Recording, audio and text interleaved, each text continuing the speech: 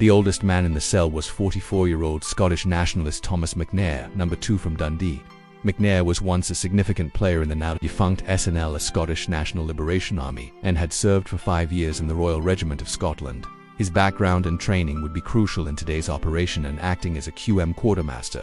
The youngest member was 25-year-old Braden O'Sullivan, number 3, a wiry, balding, bespectacled young man from Strabane, who walked with his head down in a submissive posture, unremarkable scene in the street, but a professional assassin with a gun knife or bare hands. The commander was a 42-year-old Irish-American from Boston, Massachusetts, Patrick Cullen, number 1. Cullen honed his skills in killing with the ruthless Irish mob in Boston's Hell's Kitchen. Even the Italian mafia thought they were psychopaths and, by the age of 22, had killed 6 men. That was before he did a stint in the US military, where he rose to the rank of sergeant, regarded by some, even in the Republican movement, as a nutcase. The So Godfathers chose him for today's mission because of his CV in murder. However, today would be considered an act of war. No doubt Patrick would enjoy himself. He even refused any fee for his services. He may be psychotic and called himself the Irish Airborne Warrior.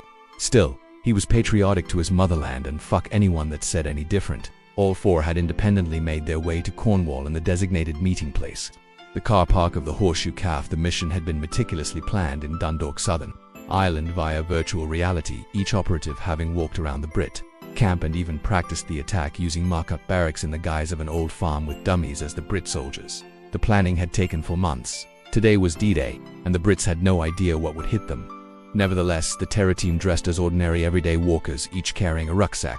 Even a pair of binoculars around Susan's neck added to the image of a small group of friendly ramblers having a lovely Sunday day exploring the picturesque, rambling Cornish countryside. First into the car park was Braden. He had taken the local number 3 bus from the village. Like the others, he was hyper-security aware. Braden walked over to the wooden bench, sat down, took out an ordnance survey map, and began to study it with his usual head-bowed stance. A red estate car parked near him. He peered over his glasses at the family, getting out, the youngest child screaming at the mother. "I don't want to go for a walk. I want to play on the swings," the infant protested. Braden quickly realized these were not his comrades. The family did not even look at him as they walked past within touching distance and into the calf, all talking simultaneously in their own little worlds, which suited him fine. He was the grey man. Then, quickly turning his head around in reaction to the crunch of gravel underfoot, Braden noticed a man and a woman. They seemed to be together. The woman had her hair up in a bun, wearing jeans and a blue fleece with a green rucksack on her back. They were quietly talking to each other. It seemed to him that they were walking slightly slower and more cautiously than was the norm. The woman looked over at Braden, then looked away abruptly to Susan and Thomas. The man sitting on the wooden bench could be a British security operative. Why is he looking at his map outside in the drizzly rain? She thought, suspicious of everyone. Along with the Kendall-mint cake and thermos flask in her rucksack was a Glock pistol, and she was already visualizing killing the man behind the map. Braden was also thinking about how quickly he could reach for his weapon and take down the 2 individuals who were now to his right.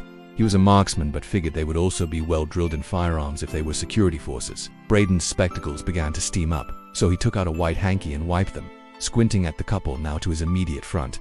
The man with her was thick-set with a long scraggly beard, black beanie hat and dirty white trainer's hands in his pockets, and what seemed a nasty cough. He walked towards Braden, keeping his hands in his pockets, wiped his nose with the back of his hand, and said in a Scottish accent, "Excuse me, pal, do you know where the wreckage of the Second World War aircraft Foxtrot 1916 is by any chance?" This was the pre-arranged code word, 1916, which referred to the Easter Uprising. On Easter Monday, April 24, 1916, a group of Irish nationalists proclaimed the establishment of the Irish Republic and, along with some 1,600 followers, staged a rebellion against the British in Ireland. The rebels seized prominent buildings in Dublin and clashed with British troops.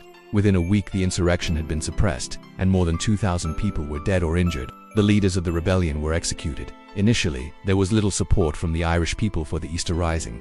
However, public opinion later shifted, and the executed leaders were hailed as martyrs. Finally, in 1921, a treaty was signed that in 1922 established the Irish Free State, which eventually became the modern-day Republic of Ireland. "Well, actually, as it happens, I do. And I can take you there myself," laughed Braden. All 3 ramblers hugged like long-lost friends. Susan led the way. "Let's get out of this pissy rain and get a cup of tea," she suggested as they entered the Transport Cafe and sat in the corner at an empty table in the quietest area, perfect for watching the door. "Do you think coming here in public is a good idea? What if there is CCTV?" asked Thomas, unzipping his soggy fleece. "Yes," said Susan. "It is. We are hiding in plain sight. There are no cameras. The one in the car park was vandalized over 6 months ago. We are not a bunch of amateurs, boyo. We have done our homework. Just relax and get the bruise in." Okay, I was just asking, have you got some cash? Thomas asked, wiping his wet face with his hat. Susan gave him a £10 note. Here. 2 sugars for me. No sugar for me.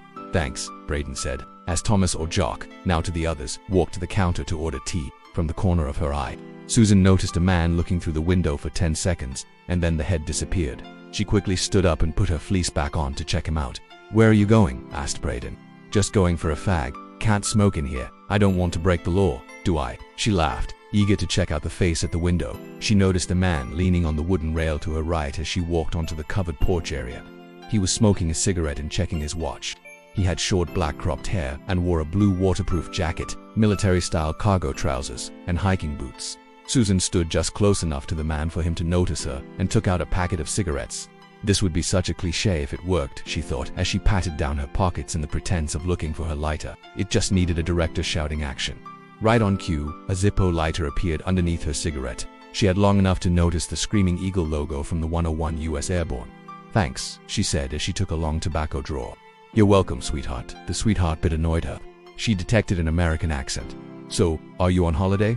Sorry, I couldn't help but notice your accent. Sure, yeah. I have always wanted to visit the UK and Cornwall. My ancestors were Cornish fishermen. I just flew in yesterday from Canada, he said, lying easily. So, what have you got planned for today? You going for a walk? Asked Susan. Well, as it happens, I'm looking for an old aircraft crash site. You may have heard about it. They call it Foxtrot 1916. With a beaming smile, Susan held out her right hand, and he took it and shook it. Welcome to Cornwall. Come inside. I have a few friends that are also looking for that particular crash site. Damn, pleased to make your acquaintance. Sorry about the sweetheart.